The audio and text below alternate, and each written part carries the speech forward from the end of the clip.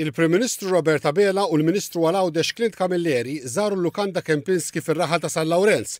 Dr. Abela ddeskriva 10 miljun euro investiment li sar f'xogħlijiet f'din il-lukanda bħala turija ta' fiduċja li s-sidien għandhom fl-ekonomija Maltija u li qed tissarraf f'aktar investiment biex tiġi offruta esperjenza ta' kwalità għolja lit-turisti f'dan il-każ f'Għawdex. Il-Prim Ministru ntwera x-xogħol li sar fuq il-kmamar u spazji pubbliċi oħra bħall-entratura u l-ġonna tal-lukanda. Ġie spjegat li 80 mill-120 impjieg ġdid li nħolqu effett tal-investiment huma impjiegi diretti mal-grupp Baldacchino li huma s-sidien tal-lukanda.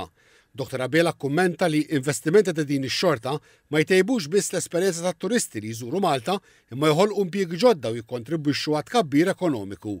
Is-sidien spjegaw li l-investiment fil-lukanda se jkompli bir-rinnovazzjoni ta' kmamar oħra, tar-ristoranti u tal-ispa, flimkien ma' inizjattivi ta' enerġija nadifa. Il-Prim Ministru qal li investimenti bħal dawn jagħtu sinjal ċar li l-ġejjini tat-turiżmu f'Malta u f'Għawdex għandu jkun wieħed iffukat fuq il-kwalità, is-sostenibilità u l-innovazzjoni.